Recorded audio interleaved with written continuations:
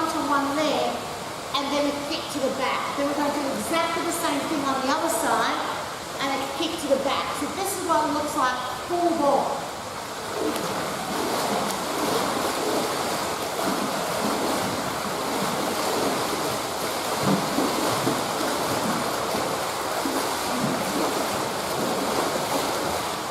Alright, so a nice little combination. You can put that in a class anywhere. If you need to build it, probably not.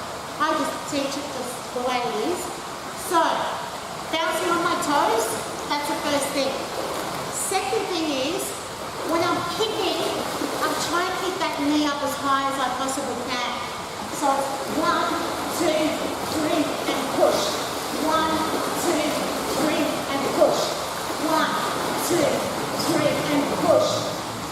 If you want them to work their hamstring, an added cue is for them to pull the heel back towards their buttocks. This is good cardio. Heart rate's up already. So it's a kick, pull back to snap in. But where you can really get the maximum effect is what you do with the hands. So my palms are going out and in 3 times, and then pushing forwards and pulling back on that kick to the back. So if I pull my hands in, it'll also make me pull my heel back. 1, 2, 3, and push. 1, 2, 3, and push. Final point that I want to make here is what you do with the other leg. So as an option for your harder workers, the ones that really want to go for it, get them to lift the other knee up. So it's 1, 2, 3, and push. 1, 2, 3, and push. So the hopping leg isn't just hopping movement like that. It's a hopping, pulling the knee up to the chest or up to the other thigh. That will make a big difference as far as the cardio is concerned. But a lot of coordination involved in this one.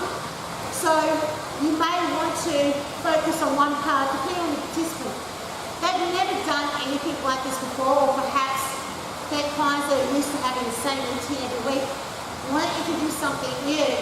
Maybe just focus on the movement pattern the first week, and then the second week focus on what they do with their hands.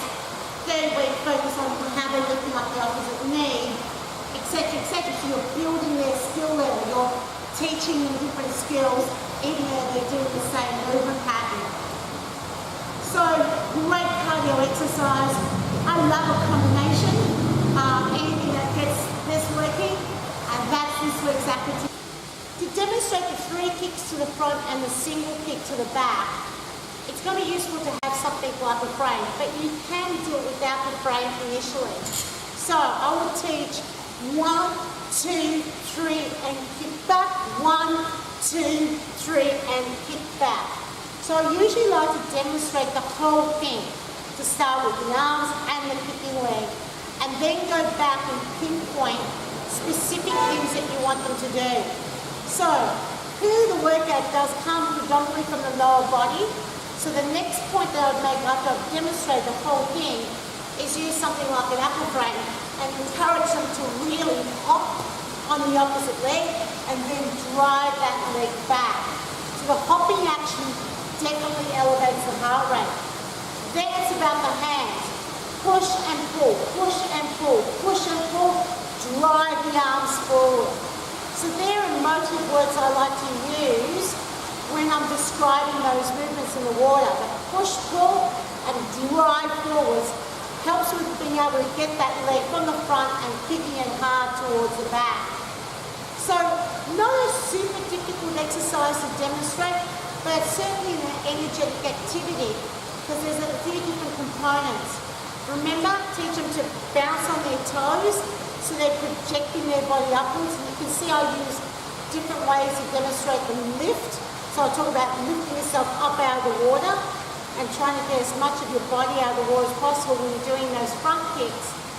And then push forwards and drop forwards as you kick to the back. So once again, not too hard to demonstrate, but you need to be on top of the instructions, and that's this week's activity.